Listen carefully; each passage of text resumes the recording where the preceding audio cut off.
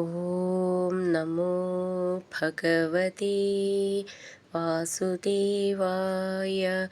ഹരിമുരളീരവത്തിലേക്ക് എല്ലാവർക്കും സ്വാഗതം.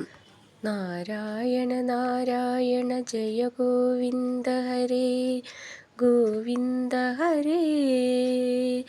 നാരായണ നാരായണ ജയ ഗോപാല ഹരേ ഗോപാല ഹരേ. ഇന്ന് നമുക്ക് 9ഉം 10ഉം ശ്ലോകങ്ങൾ നോക്കാം. ശ്രീമന്നാരായണീയം ദശകം 80 സ്യമന്തകോപാഖ്യാനം ശ്ലോകം 9.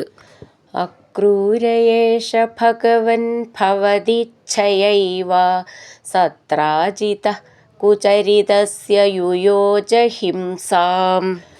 അക്രൂരതോ മണിമനാഹൃതവാൻ പുനസ്ത്വം തസ്യൈവ ഭൂതിമുപധാതുമിതി ബ്രുവന്തി. നമുക്ക് ഈ ശ്ലോകത്തിലെ വാക്കുകളെ പിരിച്ചിട്ട് അർത്ഥം നോക്കാം. അക്രൂര ഏഷ ഭഗവൻ ഭവത് ഇച്ഛയൈവ സത്രാജിതഃ കുചരിതസ്യ യുയോജ ഹിംസാം. അക്രൂരതോ മണിം അനാഹൃതവാൻ പുനസ്ത്വം തസ്യൈവ ഭൂതിം ഉപധാതും ഇതി ബ്രുവന്തി. അർത്ഥം: ഭഗവൻ സർവഗുണഗണസിന്ധോ ഏഷ ഈ അക്രൂര അക്രൂരൻ ഭവതിച്ഛയാ ഏവ അങ്ങയുടെ ഇച്ഛയനുസരിച്ചു തന്നെയാണ് കുചരിതസ്യ ദുശ്ചരിതനായ സത്രാജിത സത്രാജിത്തിൻ്റെ ഹിംസാം വധം യുയോജ യോജിപ്പിച്ചത്. പുന അനന്തരം ത്വാം അങ്ങ് തസ്യ അവന് ഭൂതിം ഐശ്വര്യം ഉപധാതും ഏവ ഉണ്ടാകുന്നതിനു വേണ്ടി തന്നെയാണ് അക്രൂരത അക്രൂരനിൽ നിന്ന് മണിം രത്നത്തെ അനാഹൃതവാൻ വാങ്ങാതിരുന്നത്. ഇതി ഇപ്രകാരം ബ്രുവന്തി പണ്ഡിതന്മാർ പറയുന്നു. നമുക്ക് ഈ ശ്ലോകം എങ്ങനെ ചൊല്ലാന്നൊന്ന് നോക്കാം. അക്രൂര ഏഷ ഭഗവൻ. ഭ എന്നുള്ള അക്ഷരം നന്നായിട്ട് ഉറപ്പിച്ച് പറയണം. ഭവത് ഇച്ഛയാ ഏവ അത് ചേർത്തിട്ടാണ് ഭവതിച്ഛയൈവ. ഭ എന്നുള്ള അക്ഷരം നന്നായിട്ട് ഉറപ്പിച്ച് പറയണം. ഛ എന്നുള്ളതും അച്ഛൻ എന്നൊക്കെ ഉള്ളതിലത്തെ ഛ എന്നാണ് നന്നായിട്ട് ഉറപ്പിച്ച് പറയണം. സത്രാജിത അവിടെ വിസർഗം. കുചരിതസ്യ യുയോജ ഹിംസാം നീട്ടിയിട്ട് മുർക്കം. അക്രൂരതോ മണിം അനാഹൃതവാൻ ചേർത്ത് ചൊല്ലുമ്പോൾ മണിമനാഹൃതവാൻ പുനസ്ത്വം തസ്യൈവ. തസ്യ ഏവ അതാണ് തസ്യൈവ. ഭൂതിം ഉപധാതും ഇതി ചേർത്ത് ചൊല്ലുമ്പോൾ ഭൂതിമുപധാതുമിതി. ഭൂ എന്നുള്ള അക്ഷരം നന്നായിട്ട് ഉറപ്പിച്ച് പറയാനുള്ളതാണ്. ധ എന്നുള്ള അക്ഷരവും ഉറപ്പിച്ച് പറയണം. ബ്രുവന്തി ബ്രു മൃദുവായിട്ട് പറഞ്ഞാൽ മതി. ബ്രുവന്തി. അക്രൂരയേഷ ഭഗവൻ ഭവതിച്ഛയൈവ സത്രാജിതഃ കുചരിതസ്യ യുയോജ ഹിംസാം. അക്രൂരതോ മണിമനാഹൃതവാൻ പുനസ്ത്വം തസ്യൈവ ഭൂതിമുപധാതുമിതി ബ്രുവന്തി. അടുത്തത് 10ാമത്തെ ശ്ലോകം.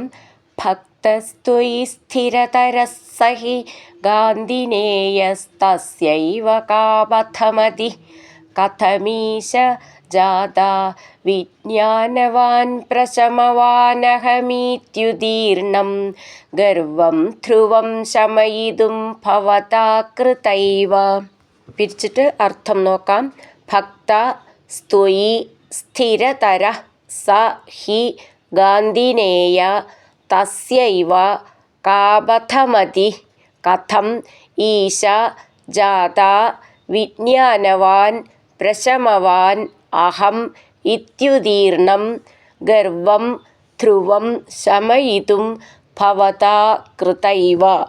അർത്ഥം: സ ആ ഗാന്ധിനേയ അക്രൂരൻ ത്വയി അങ്ങയിൽ സ്ഥിരതര ഇളകാത്ത ഭക്ത ഹി ഭക്തനാണ് ഈശ സർവശക്തനായ ദേവ തസ്യ ഏവ അത്രയ്ക്കധികം ഉറപ്പുള്ള ഭക്തിയോടുകൂടിയ അവനു തന്നെ കാപഥമതി തെറ്റായ മാർഗത്തിൽ ചരിക്കാനുള്ള ബുദ്ധി കഥം എങ്ങനെ ജാത ഉണ്ടായി അഹം ഞാൻ വിജ്ഞാനവാൻ വിജ്ഞാനമുള്ളവനാണ് പ്രശമവാൻ ശ്രമം ഉള്ളവൻ ആകുന്നു ഇതി എന്ന് ഉദീർണം വലുതായിട്ടുണ്ടായ ഗർവം അഹങ്കാരത്തെ ശമയിതും ഇല്ലാതെയാക്കാൻ ഭവതാ ഏവ അങ്ങയാൽ തന്നെ കൃത ചെയ്യപ്പെട്ടതാകുന്നു ധ്രുവം തീർച്ച തന്നെ.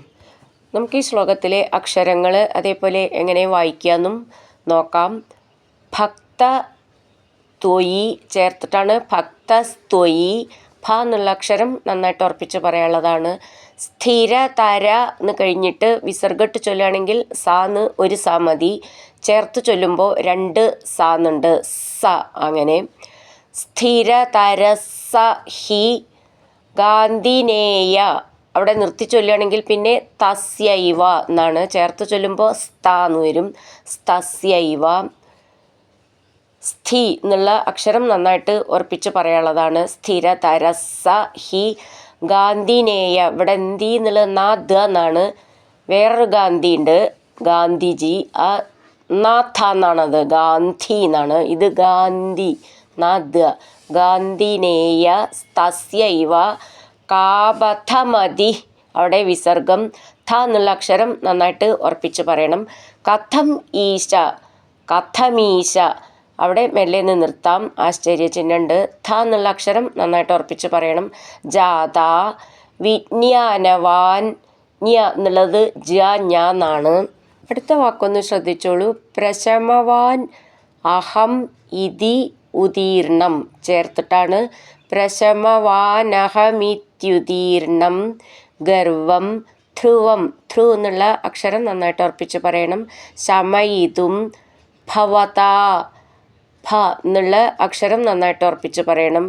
കൃതാ ഏവ കൃതൈവ. ഭക്തസ്ത്വയി സ്ഥിരതരസഹി ഗാന്ധിനേയസ്തസ്യൈവ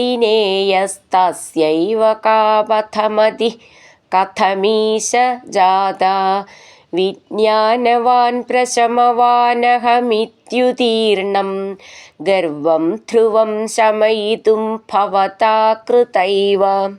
ഹരിനാരായണ ഗോവിന്ദ ജയ നാരായണ ഗോവിന്ദ. ഹരിനാരായണ ജയ നാരായണ ഗോവിന്ദ ഗോവിന്ദ ഗോവിന്ദ.